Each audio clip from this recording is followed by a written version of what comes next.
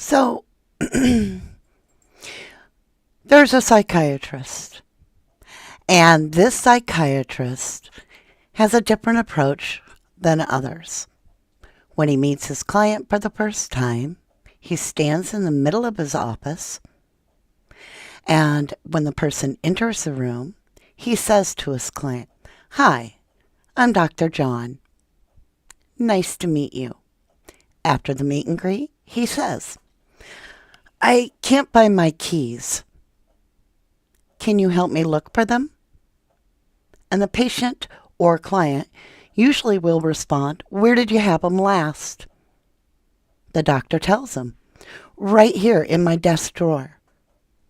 And they say, "Well, did you check your desk all over?" "Yes." And the doctor will tell them, "That door, that little drawer on my desk was locked. And so was my office." Now, what happens next is quite peculiar because the clients all have the same response. They begin to look for the missing keys. But the doctor doesn't. He goes and he sits down at his desk and he begins to take some notes. Eventually, and everybody's different, but all of the residents or all of the patients or clients stop looking and will ask, "Well, did you find your keys?" The doctor tells them, "No." "Why aren't you looking?" They all want to know, and they start getting suspicious, and immediately it triggers mistrust between the client and the doctor. The doctor is not looking for something that he says he lost. It doesn't compute. It draws a lot of suspicion. Why would this doctor ask me to look for something that he himself is not looking for? Does he know where they are? Does he know where the keys are? Did he hide them just to see how I'd respond? What's his motive? And that's where we are right now in the I can't even do this. I am so frustrated. This meltdown, breakdown, might be my own. But when you are not visibly seen, searching for something, and you've asked for the help of others to find said item, whether it be a child or keys, you can damn sure bet you've got a lot of suspicion thrown your way. And when you come on as a bully, and oh my golly, Mr. Proudfoot, you, in my humble opinion, displayed disgraceful behavior. You talked over everyone. You had to be asked repeatedly to let someone else talk when you had been doing all the talking. And after you ran your mouth for as long as you did, let me make myself abundantly crystal mother freaking clear. After insulting everybody that's working to get your son's name out there,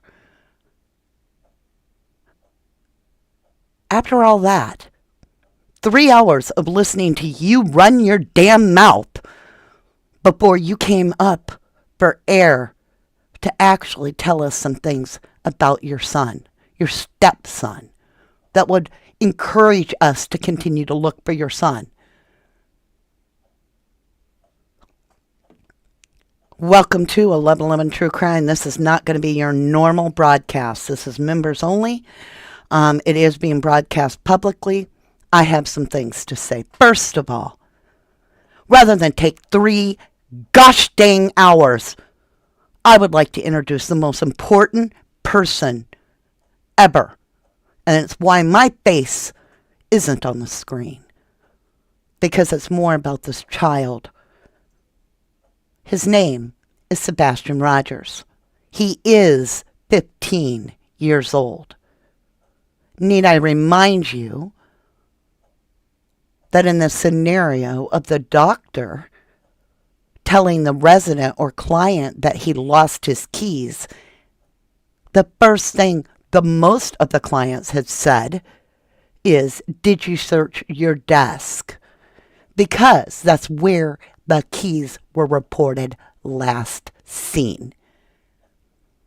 Not once did anybody ask the doctor right off the bat, well, do you have your keys? No. It took a lot of people time to realize that visually they weren't seeing the doctor look. He wasn't getting up in front of them and visually looking. And that triggered all these residents in a way that was very revealing to the doctor, who then had to regain the trust of the client.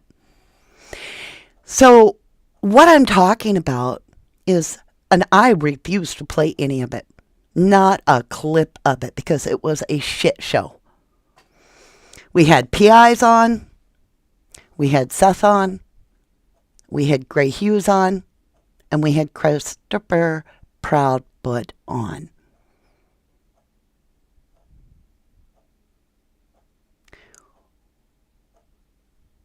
I'm going to tell you guys how I feel. All right, I want to make myself abundantly crystal clear to everyone out in the public. If anyone I love ever goes missing, anyone, and I ask you to help me, you will see me looking for that person.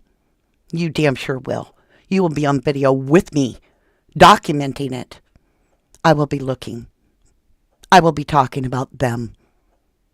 There can be 99% of social media saying something like, I'm a fans only provider and that I spend my free time on Fifth Avenue giving chocolates out to the homeless that are laced.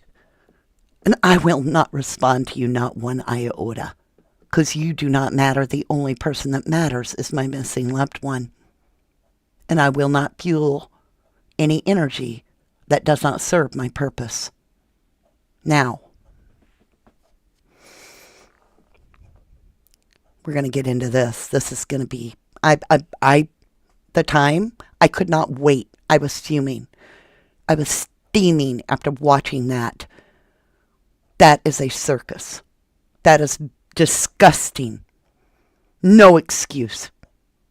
You people get your shit worked out and find your missing kid. Quit caring what other people think. That does not, they can think anything they want. You know, I had to teach my autistic child this very thought. You cannot control how other people think or feel. So focus on yourself. You got that, Mr. Proudfoot? Because you got a lot of explaining to do. Such as you saying, quote unquote, you can't talk to a fucking log to everybody on that panel. Take a look in the mirror, because nobody can get it, not even one word in around you. They can't finish a thought. They can't finish a sentence because you're a bully. And I'll tell you how that relates to your missing son. Because if I were an autistic child and had to live with what I just saw you behave like on camera, I can't even effing imagine how you are as a stepdad. And I might leave the house barefoot, you son of a bean. So get your head out of your ass, quit showing your ass, and start showing that you're looking for your child. Quit talking out your ass. You get me? Focus on your kid. Don't talk 3 hours about where you were, what you did, none of it. Don't talk about your brothers, your mother, or nobody. Get your ass out there and do the work. Show the action. You want people behind you? Put some effort into it. Don't be like the doctor that sat there and didn't look for his own damn keys. This child went missing on your wife's watch. Don't forget it. This is on your turf. Your property that wasn't protected by a camera. You are ultimately responsible for the well-being of that child as a family provider. Take the responsibility. Seth was at work on camera. Where were you at 6 o'clock at night when they were eating at the Texas Roadhouse? Where were you, Chris Proudfoot? You pissed us off for the last time. How dare you get on a publicized network such as Nancy Grace, who makes a lot of money 3-4 times over different channels, and never accuse her of making money off your son's name, but accuse other people that have been behind the scenes doing the gosh dang research to try to find your son? This is about Sebastian. How do any of the questions that were asked apply to Sebastian? Because his mental state matters. His physical state matters. Why did he choose, as you say, to walk out your door? Because a 15-year-old autistic child leaving in the dead of night, barefoot, without food or water or anything, and not making it to a place of help, makes us wonder even more. Why was your house blacked out, as it has allegedly been told, on that one night? That one night that your son is never seen again. Your house, miraculously, a gosh dang miracle, is blacked out that one night. So get the hell up your high horse, because you are not helping Sebastian. You are jumping on all these shows to control a narrative and keep it in a tizzy, because it's all about you, right, Chris? How you look, how your family looks. And you're protecting Katie. Well, she's the last one with him. We have questions. Why were the cameras removed? What was in Katie's work van? Were your security cameras inside Katie's work van? Was Katie's work van looked at to see if those were the cameras that belonged to your home? Were any serial code numbers checked on any of the camera or the electronics inside of Katie's work van? Did Sebastian Rogers come home? These are the questions I have. And you tried to justify telling Seth to go to church to maybe find your son? Why? Why would you ever say something like that? To strengthen his faith? Or are you implying only God knows where Sebastian is? Because God does know where Sebastian is. But you know what, Chris Proudfoot? It reminded me and made me feel like when Don Wells was like, well, we'll see her in the resurrection, referring to his missing daughter, Summer Wells.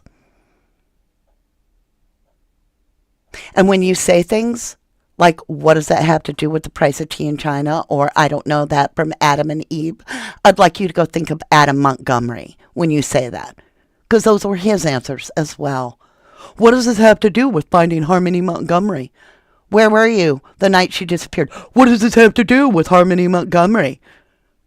What's that got to do with the price of tea in China? Okay. So, all this shit you're spewing sounds to me like things that your family has instilled in your upbringing. That it's okay to strike a disabled child. That isn't okay with me. That is not okay with me. Because, number one, autism is completely unique to any other diagnosis. And one of the things that almost all autistic children have is a spatial issue. And they see a lot of things black and white. I'm going to give you a clue how black and white an autistic child can see something.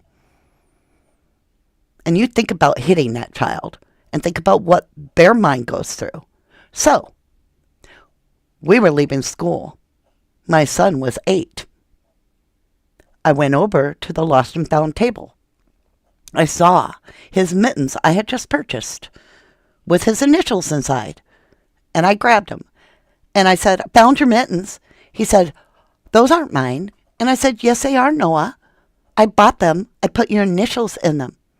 "But there are other people," he said, "with those same initials." I said, "Yes, Noah, but I wrote the name inside this. This is yours. Listen to me. Even if it's not yours, Noah, we can have it because it's on the lost and found, and they've been here for a week, and nobody claimed them. So we can take them." A week later, I got a call from the school, from the IEP team. I had to go to the school because Noah was standing on the playground, zipped up, in another 8-year-old little girl's coat, and it was pink, and he was going to wear it home. And he would not take the coat off because he had found it in the lost and found. And that was the rules. Period. Period. Now, to make matters worse, you guys, Natasha was a girl's name, so her name started with an N. And she was his cousin, and they shared the same last name. And the mother had written the NC inside the collar. And so Noah had proof. Okay? So striking that child as an autistic child with different reasoning is not okay by any standard. It's not an opinion. It's not anybody's opinion. It's fact. You do not strike a disabled autistic child. It is harmful to their mental capacity to comprehend. You cannot beat the autism out of a child. And I'm not accusing anyone of beating. I'm just saying I will not advocate striking a child. I will not hear anyone advocate that it's an opinion that it's okay to strike an autistic child, let alone another child. Period. Kiss my butt. You're full of crap. You want to say, "Oh, they're full of BS," and talk about Seth? You're the one that's full of BS. To get on a public program and justify striking a child and twist words and all that when you say to everybody else that it's about Sebastian, but it's always about you, Chris. Always. Ask the PIs who talked the most in that whole thing. Who'd we hear from the most? And what did I take away? Nothing. You wasted my damn time. But I will tell you, if we've learned anything, it's that drama does keep the kids' face out there. So I guess you accomplished that.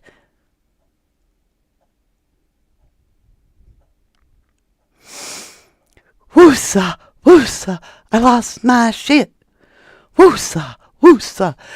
Justifying striking that child had me absolutely floored. Holy crap. Holy crap. I was like, ain't happening on my watch. I got a platform. I'll go out and speak against that crap. I'm lightheaded, y'all, from being that upset. I'm literally lightheaded. I'm going to take a drink.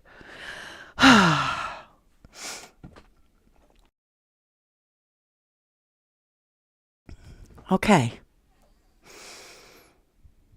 Sebastian Rogers is 15. He loves Minecraft. Minecraft is one of those kind of building block games. And it does deal a lot with nature. So the game itself, because this is his favorite game, is important. And here's why.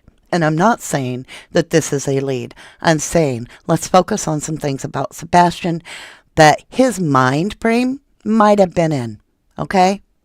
So let's just, for a minute, I'm trying not to shake because I got my adrenaline going listening to that bullshit, and I listen to every damn drop of it, and I am still pissed. Okay? But, all right. You start off in survival mode, and you have to work for every piece of scrap you get. So woods, and it's mountains, it's trees, it's caves, it's all kinds of stuff like that, and you have to chop down a tree to get wood. And it's a survival game. The entire thing is based on survival. You have so many hearts, and there are bad things that could hurt you, but you have to take time and heal and so forth. And the whole point of the game is it's a survivalist game put into a child's perspective. All right? So that is something that Sebastian was valuing, is the need to survive. Now, he's surrounded by backwoods, okay?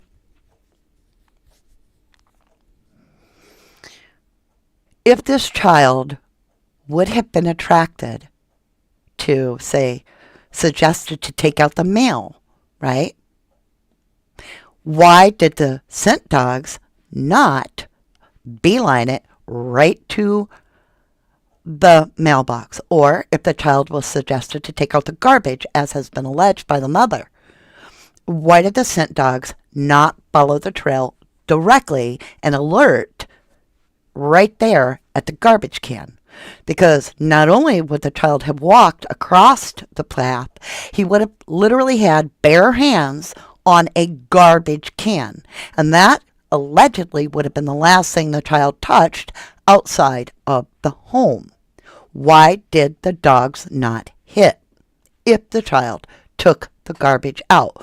Why are every single one of the dogs, or even one of them, not alerting on the garbage can that the child last touched on? Okay? 2 hands most likely. Allegedly, the garbage is heavier than normal, and that led to a land search. A landfill search, allegedly. Okay? So if this garbage is heavier than normal, not only are his hands on it, but in order to, and I'm just thinking as a mom, I've had to do heavy garbages, so have my kids, and I've had to tell them, put your back into it. In order to get your back into it, to be able to extend your arms, you have to bring that garbage can almost to your chest and almost bump it forward to haul that garbage out there with both bare hands on that garbage can.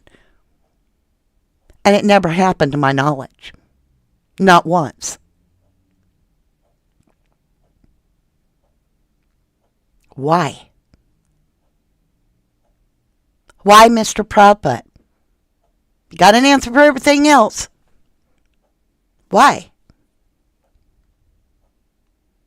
See, I'm focused on Sebastian, and I'm trying to narrow down where to look for your son. And if the dogs didn't hit at your house on the outside, I have to literally take that piece of knowledge that someone, maybe TBI or whoever, believes they're seeing Sebastian take the garbage out. I have to say, I don't buy that shit. Because the dogs would have been proof that that happened. So now I'm back inside your house with no way to get that kid out of that house but a car. And since I have no footage of any time of that vehicle leaving the house, your house, Mr. Proudfoot, my humble opinion is that this child left in the vehicle the last time the vehicle was caught on camera leaving the home, which alleged by all these bigwig ABC teams was Texas Roadhouse was the last time this child was factually documented without a question of a doubt to be living and breathing.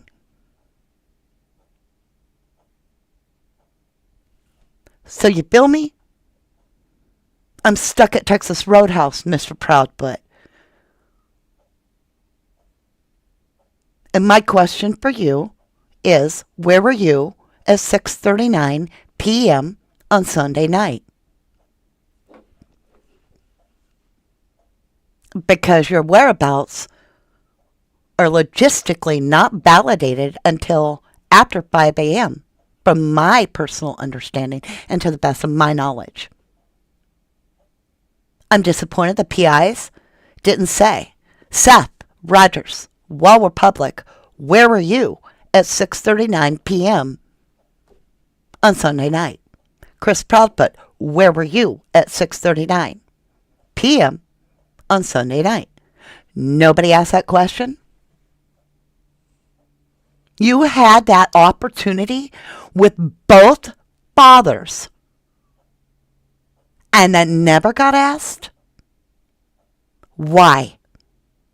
Because you were distracted by the circus clown bully, right?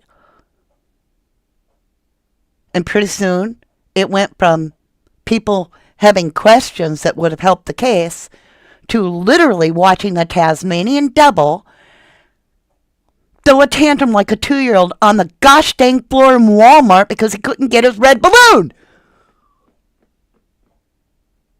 And if I was a parent that was like, oh, I'm going to use a belt, I would have yanked that 2-year-old up and still not used a belt. I would have literally realized how immature that child was and just sat silent until he spun himself completely out. And as people walked by, I would have said, he'll get tired. Please don't give him attention. And then when he was tired, I would have said, again, where were you at 6:39 p.m.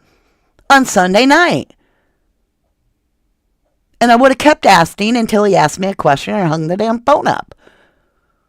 So can you people over there that are actually being paid and the parents, can you all just focus on your child and quit talking about all this other stupid shit? And answer the questions so that we can understand where the last place was that this child literally was? Because as of now, the radius is around Texas Roadhouse area. That restaurant was the last place we had him alive. And I believe he went missing on the 25th. I've heard many news programs suggest it because that's the last place they have proof of life, regardless of what someone says, even if they're the mother.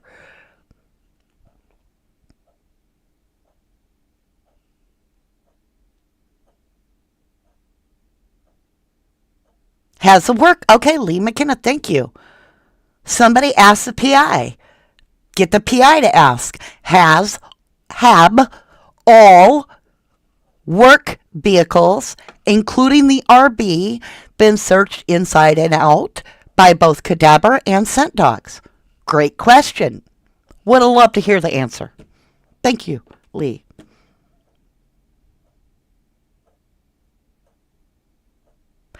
The journey to justice, welcome. You said hit on the outside, but Chris said he went out the front door, and that's for sure. Chris said that. Yeah. He said he knew. He knows. He knows. Like, you don't guess. No. He knows that that child went out the front onto that front porch. How do you know that if you're not there?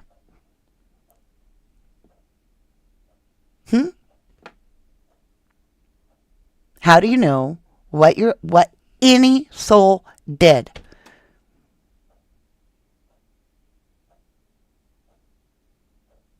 I'm just asking. You aren't there. You don't know jack shit. You really don't know nothing.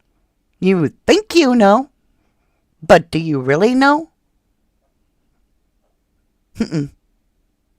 If you didn't see it, okay. Y'all, I worked for a very large company, and we produced millions of liquid eggs into pails. And I was the head production coordinator, which meant I had to make sure that no matter what was needed, that product got shipped out to the customer. End result. Anything between it not getting to the customer was my fault. Literally. Didn't matter if I was their boss or not. If they didn't do their job, end result was the egg didn't get to the customer. It was my doing. Had a huge, great deal of responsibility. And my first month on the job, I ordered a huge, great deal of pails, and they brought me the bill of lading, and I looked at it, and it had the number I ordered, and I checked it off, and they go to make pails a week later, or go to make pails of eggs, and they ain't got the pails. And we searched high and low, and guess what? My boss told me, "Did you see the pails yourself?" I said, "No, ma'am." "Then how do you know the pails are here?" I said, I don't. Come to find out, no, the pills weren't here. They had been given a bill of lading that was the wrong bill of lading. And a compressor had been delivered instead of an entire semi-truck of pills. Yeah, it took a while to figure that out. So how does Chris know that Sebastian stepped off the porch? Or stepped onto the porch? Good morning, Robin. Robin York Groom. Hello, lovely. Sorry I blew you guys' eardrums. I know you guys are going to hit me for that. I use my platform to express myself, and I was pissed, and I yell when I'm pissed. I don't even know what I said. It came from my heart. It's all how I feel. None of it is factual. It is my opinion, and I have the right to express myself as I see fit.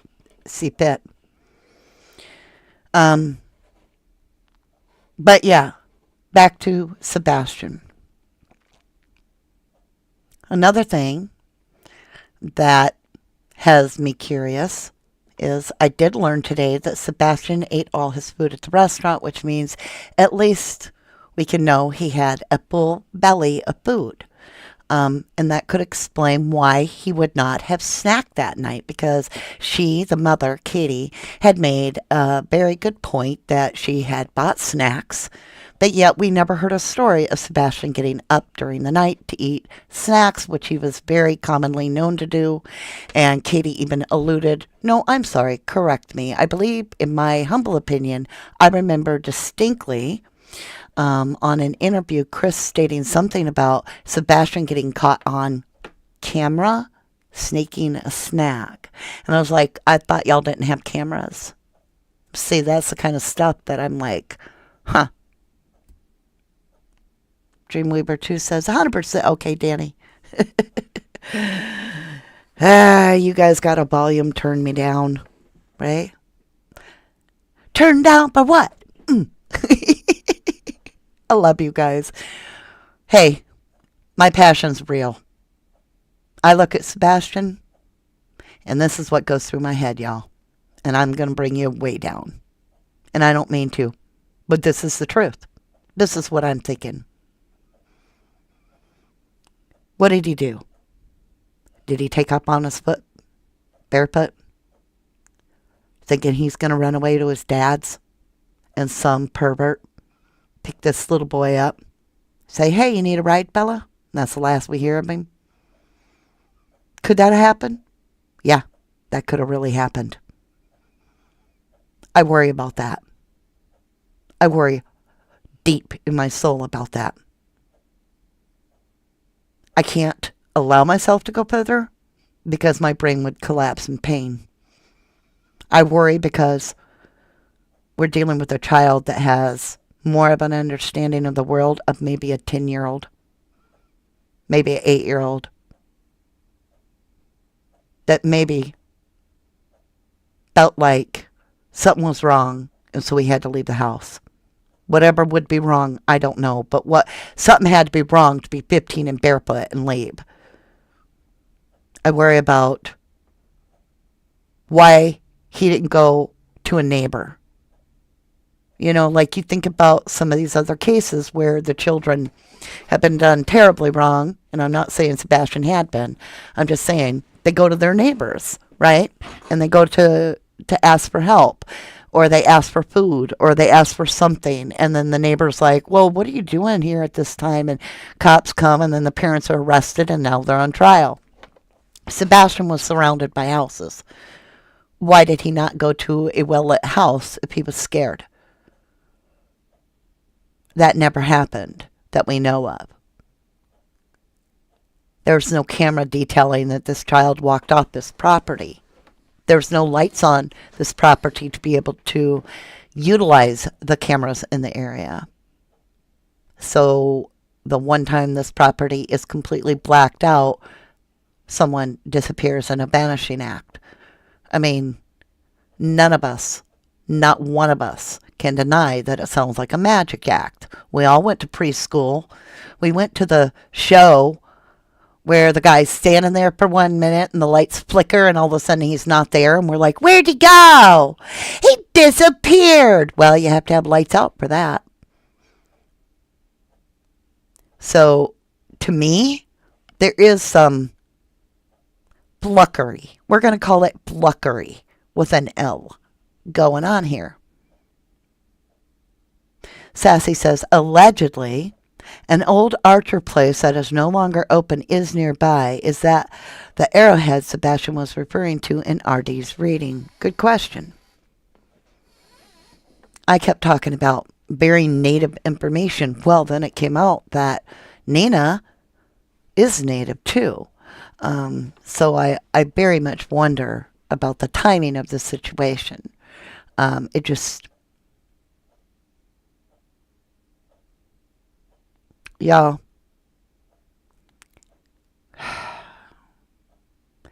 Madeline Soto's case, a lot's come out. He's charged with murder now, Stearns is. Mother's still uncharged. Okay? You know what my cop meant. All right, let's put it this way. Madeline seemed to have been given the ultimate day of her life. And now we're finding out that it's being alleged against Stephen Stearns that Madeline Soto's demise was premeditated.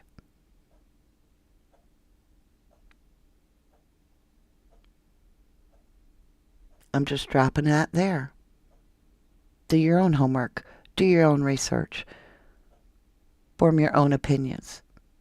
But if you're going to do one thing today, I want you to take a good, long, hard look at this child.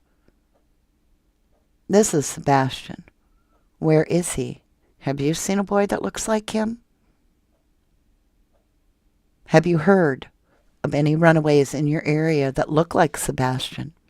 Welcome, Duke Ross, to Starlight Seeds.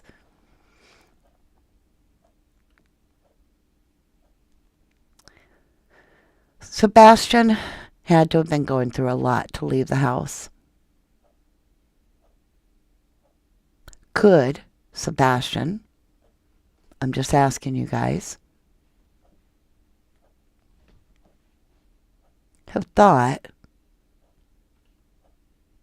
he was in danger? I don't know. Were his meds messed up? Was he hallucinating? I don't know. Sleep meds can affect different people different way. Did Sebastian hallucinate? Was he given the doses too close together? Is there a medication that is counterproductive with the medicine he's already on? It can take months for symptoms to come forward. I don't know. I'm just asking.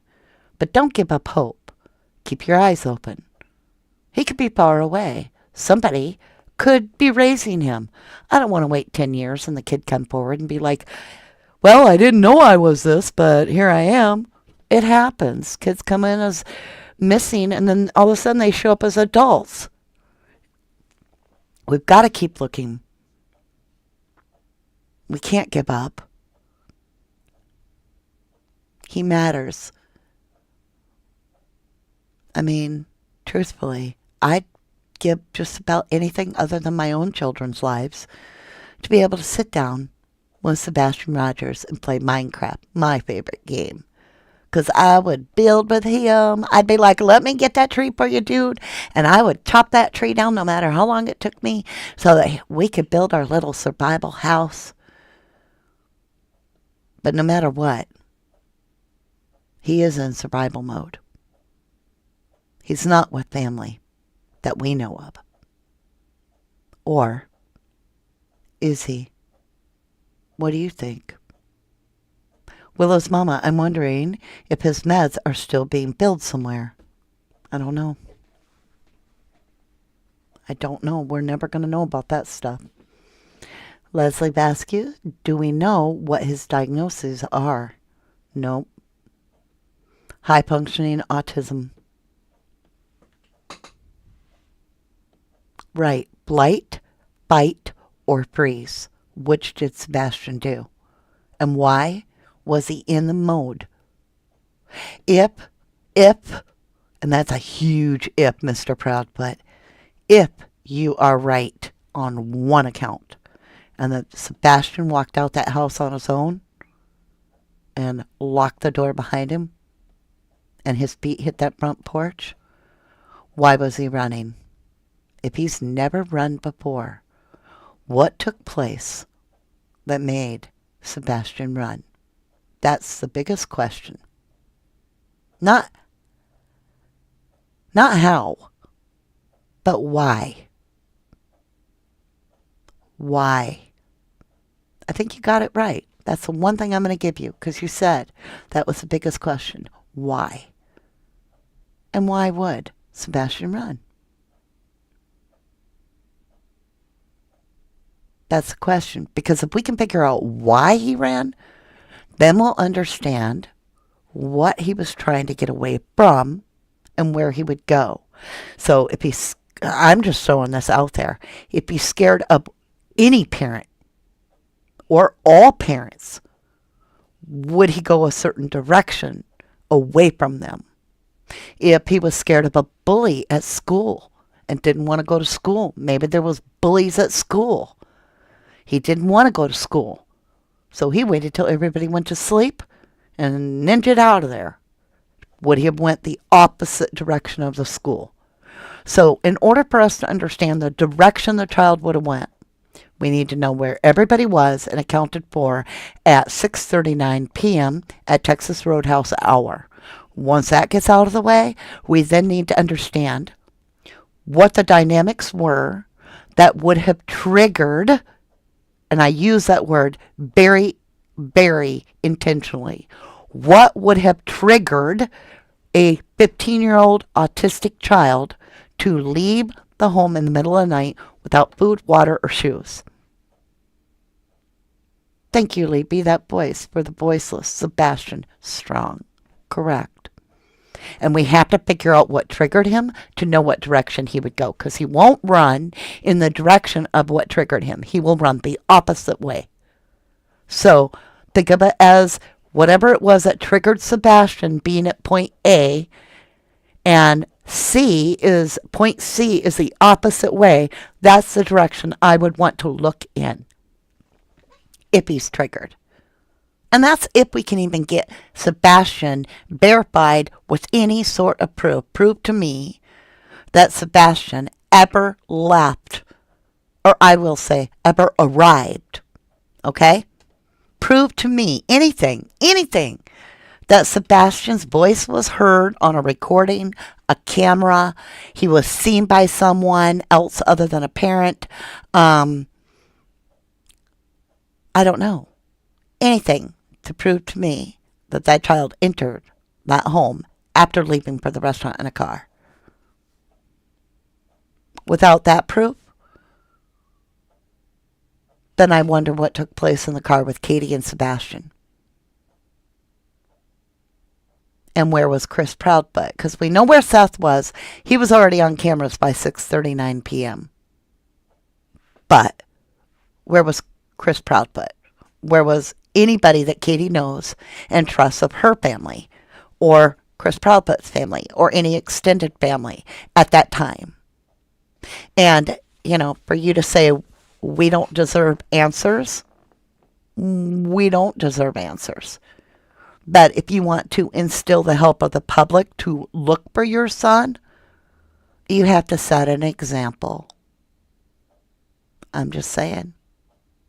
I'm going to look regardless. I'm still going to make videos, even though there are people out there that want to call me names and all that kind of crap. Who gives a crap what they think? They have all of, 2,000 viewers every once in a great while, and all they do is spread hate, like true hatred, on people that are like trying to get the child's face out there. This is a flyer, in a sense. So if you do know something about Sebastian Rogers, please call 1-800-TBA-FINES. Please call them directly. Call them immediately. Reserve your tips for things that you have vetted yourself a little bit, unless it is a sighting. If you think you saw Sebastian or you think you see Sebastian, don't question it. Call it in immediately. Don't approach anybody that you think has the child, because they may be the rightful owner of that child, the rightful parent, and you might be wrong. Or it could be a bad guy that would harm the child. So if you see him, call 1-800-TBI-FINDS immediately. Absolutely. No question asked. Leslie Van Skew says, sadly, I don't think he made it home from the restaurant.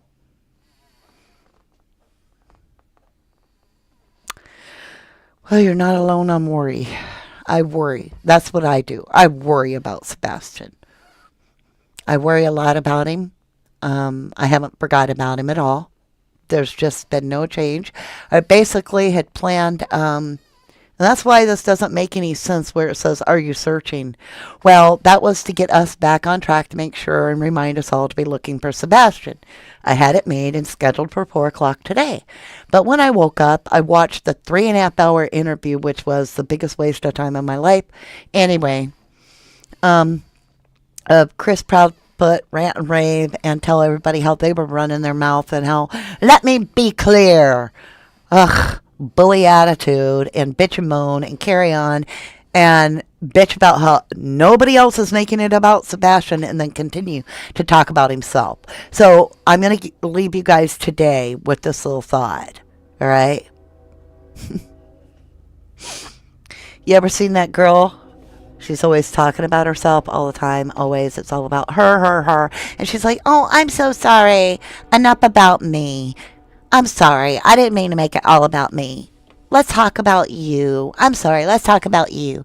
What do you think of me? That's how I see Christopher Proudfoot.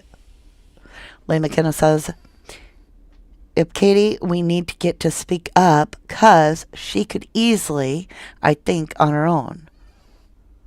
We do need to hear from the mother. Ellie Andrews says, when Kay says, I don't know why, she closes her eyes. Recollection that was so painful to recall. The tears flow at that moment. She knows something, in my opinion.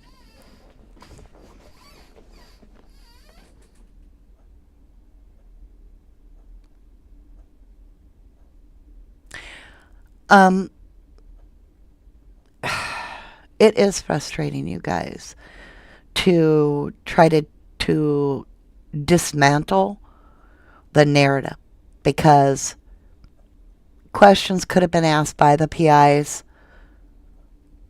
or the host, which they were all trying so hard. But when you don't know how to deal with, in my humble opinion, a narcissist, they run the show. And I'll tell you now, I'll give you a tip. I've been around true narcissists that are sitting in prison for homicide, all right?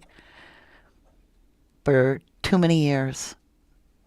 And I learned that the only way to talk to a effing log, okay, we'll use his own words against him, is to let them drown themselves out until they sputter into silence and repeat your question again without embellishing it at all. So if you want to get to the answers, PIs, with Christopher Proudfoot, he's going to take you on 1,000 tangents. He's going to try to push all your buttons so that it's all about him defending himself. Why is a parent wasting their time on defending themselves when they have a missing child? Actions speak louder than words. I'll repeat that. Actions speak louder than words. You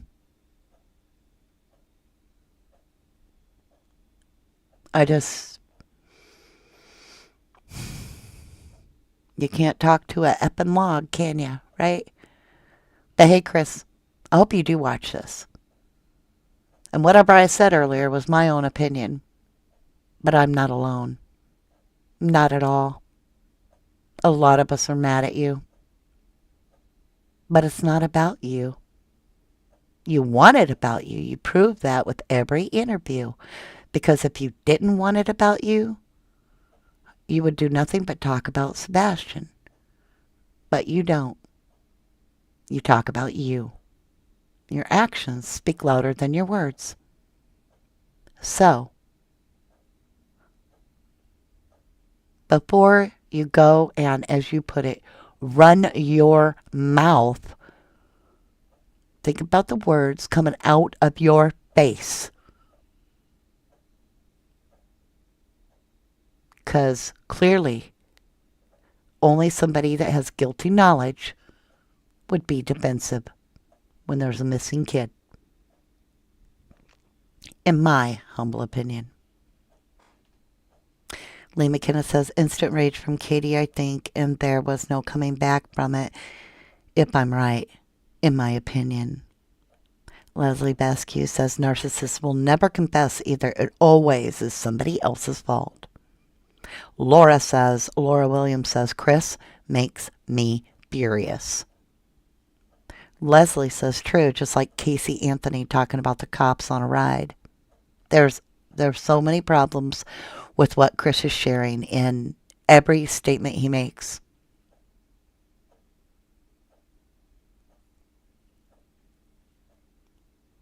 Willow Mama says, Katie makes me furious.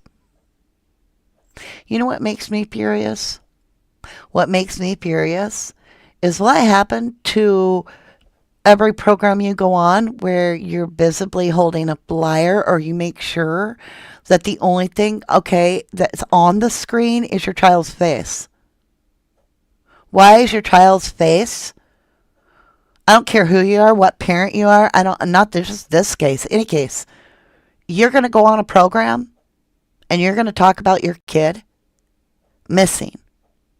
Your kid's really missing. What's the only thing you want that viewer to know? Right? Because you know damn sure well, half of y'all don't listen. You hear what you want. Words go over your head a lot of the time. You misinterpret things. Same as me. I'm the same way. I'm human, just like you. But the one thing the viewer remembers is the child's face. And what do you see on my channel? You don't see me showing the haters and being like, look, this is what so-and-so said about so-and-so, and oh my God. No. You see the child's face. Why? Why do you see his face? Why is his face the biggest?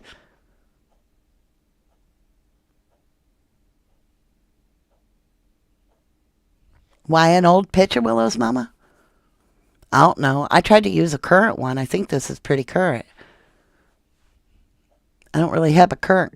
I'll have to look for one if there's more current, but who knows what's current. I'm going off of, TBI showing me the poster, but yeah, that doesn't look that current. I mean, Katie talked about a mustache. Good question, Willow's mama, good question. Leslie Basque, Willow's, maybe they didn't care enough about him to take pictures.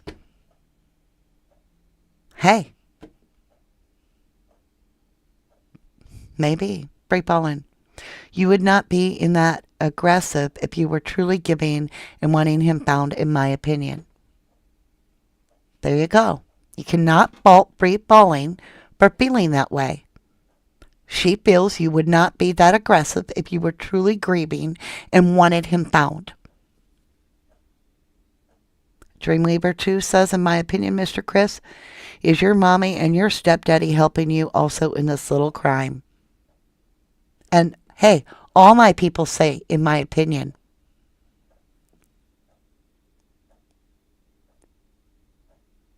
Oh, mom used old pictures. Right.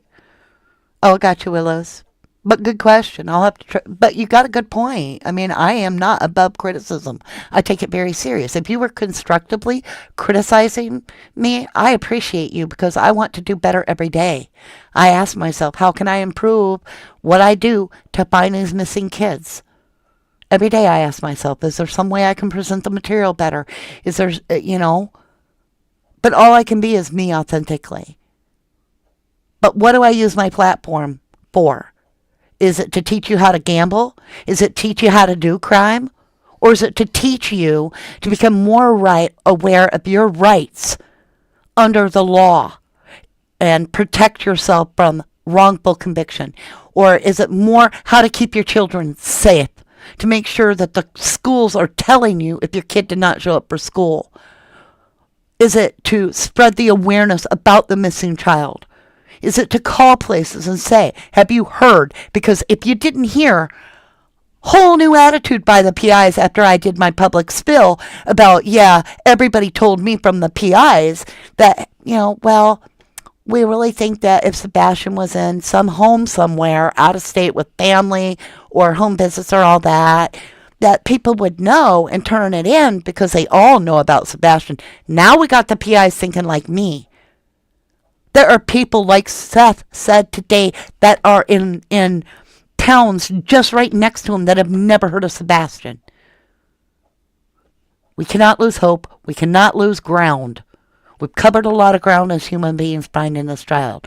Whether you're online, offline, whatever you're doing that gets his face on that screen so that more people see it, whether it's a flyer, it's a video, whatever, why is his face not being shown more?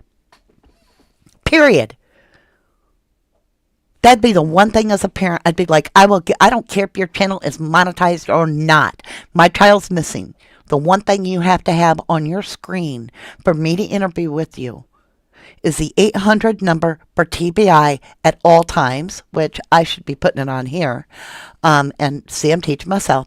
And my child's missing face has to be on your screen larger than anybody else's face the entire time I give an interview. That's how it goes. That's how you get your face of your child out there. Because it takes the public's eyes to find your child. Face and name out there, Lee McKenna. Leslie says, my son lives in Nashville and has never heard of Sebastian. Boom! Nashville, Tennessee, right there. Susan Roscoe, The Reckoning, did a reading on him, and she feels he is taken someplace close. Leslie says literally 30 miles away. Exactly. So, if we can ask you, how are you searching instead of are you searching? But how are you personally contributing? Are you putting his face somewhere that others can see? Are you talking about his case, asking questions about his case to keep his name out there? I always said, it takes all of us to find a missing child. I don't throw hate around. I throw love around. I don't have respect when parents come on to a media, ask for help to look for their child, and then they are not visually seen ever looking for their own child. No, not today. It ain't going to work. It isn't going to fly. You are not going to put shit on my toast and tell me it's butter. Enjoy your breakfast. Just saying.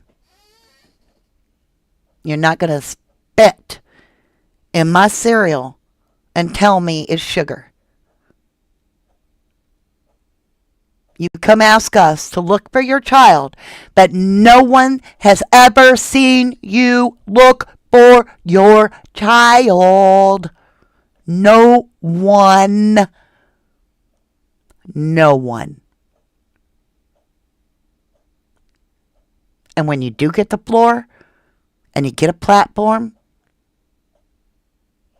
you didn't show a missing poster with Nancy Grace there. You didn't say, listen, Nancy, I appreciate you've got all these hardcore questions. Can we take just a minute before you start hammering away at me and asking me about what kind of blood I have and all that? Can I just show my missing son's face and make a plea in case he's out there? Because right now, it just looks like you want me to defend myself. I'm really not interested in that. I'm really, Nancy, interested in talking to the public about Sebastian Rogers, who's 15. Now, I'm not sure where you're located, but we're from Hendersonville, Tennessee. That's where my son was last. We went to my wife went to a restaurant with him. He's on camera there. She says she took him home. I wasn't there. I don't damn sure know. So what I'm asking you guys, without me not being there, not knowing any details, can you please get on the lookout for what this kid looks like? This is a pair of glasses. I'll tell you now, if they're current or not. If he had another prescription. I'll tell you what he's wearing when he was at that roadhouse has already been turned into TBI.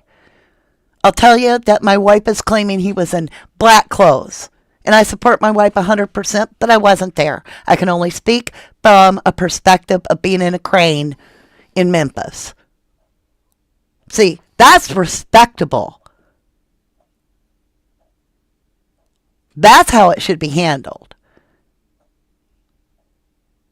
Not getting on there and being like, and when you people run your mouth, and I don't want my last name coming out your mouth, and I'll tell you what, you people that make money off my son's name. I'll tell you what, my kid missing, if that ever happens, I will pay you cash to have me on your program. You damn sure won't have to worry about no advertisement, and I won't accuse you of nothing. Because if you got a platform that's going to get my kid's face out there, you damn sure know I want your help. I don't care if your name is JLR or if your name is MacDonald, Ronald. I want my kid's face out there. So get over yourself. Because all you're doing is feeding the exact frenzy that you're claiming that you want to shut down.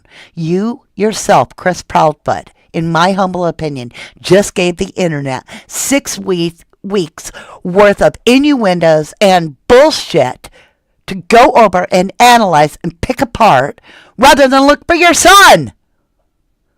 And why? Because I believe you are about as dumb as a fucking bucket of rocks.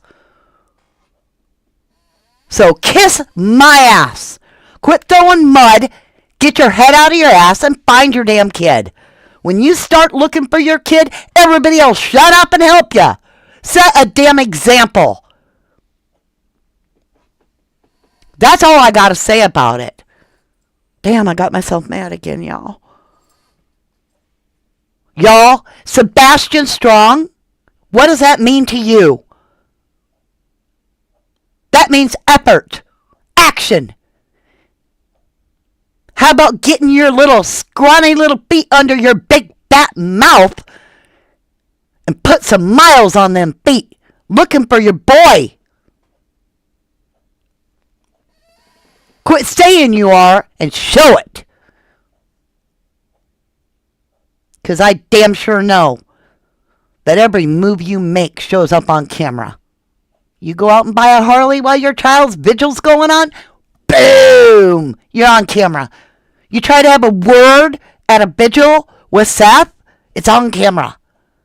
So if you was hanging up flyers, if you was looking for your son, we'd know by now. But just like the doctor that invites his patient into the room and tells the patient, "Hi, I'm Dr. John. I've lost my keys. Would you help me find them?" And then doesn't look for the keys. Well, all hell's a break to loose. It's all about to break loose with that client because something's wrong when the doctor doesn't look for his keys. The trust is broken. You feel me? Come on, Katie.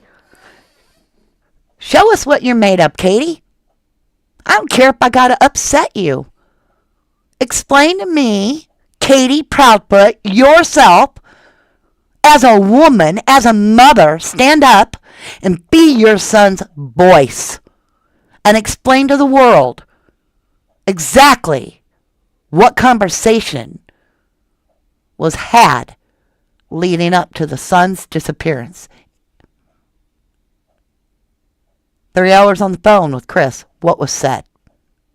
What could Sebastian have overheard on your phone call with Chris that could have triggered him? Because, in your own words, you don't know what made him walk out that door. Hey, you come over here, you want to be like, oh, you're so hard on the parents. Whatever. I ain't got time for you.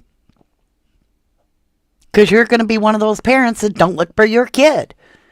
Anybody else that knows it's just, Mother Nature to go look for your kid? Even animals return back looking for their little lost duck. Like, wait a minute, I only got 6 birds. I had 7. Where's Pee-wee? Animals will go look for their young. It's just part of life. And when you don't look for your youngin', why? You just sit at your desk where everybody else is looking. I mean, think about it, y'all. I'm not trying to be facetious. Let's just say your teenager walked in the house and was running around, and you're like, what you doing? And they're like, looking for my keys. Can't find my keys. I'm late for work. And you're like, oh. So you jump up and you start helping, and then the kid sits down and starts eating a bologna sandwich while you're looking for the keys. What are your thoughts? What in the hell's wrong with you? Thought you're late for work. Thought you didn't know where your keys are. What are you doing sitting here eating a bologna sandwich? Resting on your hind end. Huh. What kind of bullshit is this? I mean, it's common sense. So, whether I upset you or I was your voice today, I would like to humbly thank you for your time and letting me rant and rave. Had to get it out there. I never said whose meltdown it was going to be. Like I said, I never said whose breakdown it was going to be.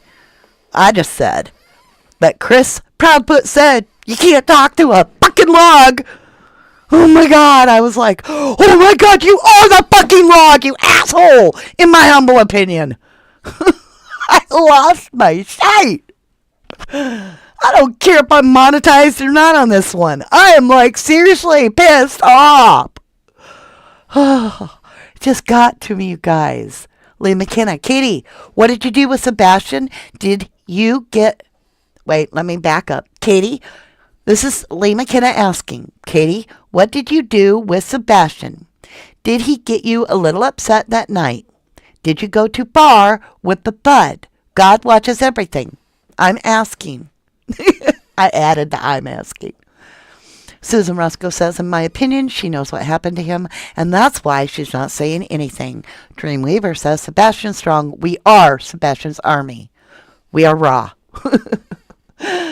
Linda Whittaker, where is KP in this? It's her son that is missing. I would walk over hot coals for miles to find my son or daughter. I think KP knows where Sebastian is, and CP knows. Answer. He is a Billy Ball shitter, in my opinion. Dreamweaver 2, Mr. Chris. I said Mr. Krabs.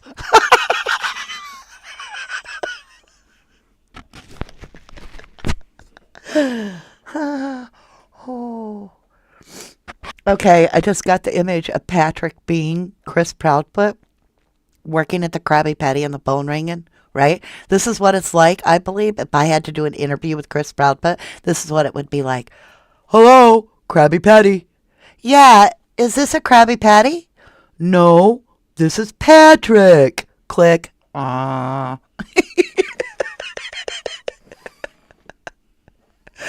It's a big circle that never gets back to anything because he's always about me, Chris. I didn't do this. I didn't say that. Blah, blah, blah. Shut your mouth. Chris is clear. I'm Chris. It's me. Look at me. Look over here. Why aren't you talking about Sebastian? Why aren't you talking about him? But yet, he's not talking about Sebastian. And he's controlling the narrative of the interview. I'm just saying. Ro believes they both know what happened. Free Pullen says, I hope this doesn't end up like Summer Wells, and before you know it, the child is missing for years. Holy crap, you just gave me this epiphany. Let me ask you guys something, and then we're just going to drop it like it's hot. Okay? We're just going to end it here. I'm going to leave you with a thought. If you are a nefarious parent that want to get away with the crime of missing child, and you reviewed the Summer Wells case, you might understand why Chris acts the way he does. You might, if that is the scenario. Is this the shit show doing the same thing? You know, just think about it. Don Wells was like, well, we'll see her in the resurrection. And then we have Chris Proudfoot not even denying that he told Seth something along the lines, and I'm paraphrasing, of if you go to church, maybe you'll find your son. Well, when you go to church, you visit God, you talk to God. Does God have Sebastian? Does God have Sebastian?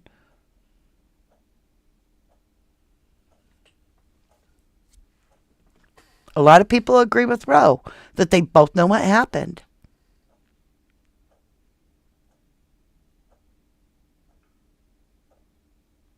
I'm going to say it.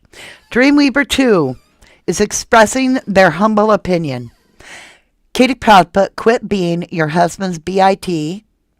Why are you letting him control you? Isn't your love for your son more important and growing some balls for your son more important? Dana Lynn says, will someone tell me where are CP and KP? They are not in Mississippi at Yogi Bear. Dreamweaver would like to know, is this Candace Bly and Don Wells doppelgangers? I pray to God not, but they are following that same beaten path. They're calling into shows, they're being belligerent, they're being aggressive, they are showing their ass. They are not focused about their son. They are focused on discrediting anybody that is trying to find Sebastian, but asking questions. If you have questions, all they want you to do is show the flyer. They do not want you to ask a question, because if you ask a question, he will go on a tangent about how is that related to Sebastian. I appreciate all you have said and got off your mind. In my opinion, you're 100% right on the prayers and justice for Sebastian. Thank you, Dreamweaver. Yeah, the middle class version of Don and Candace says free falling.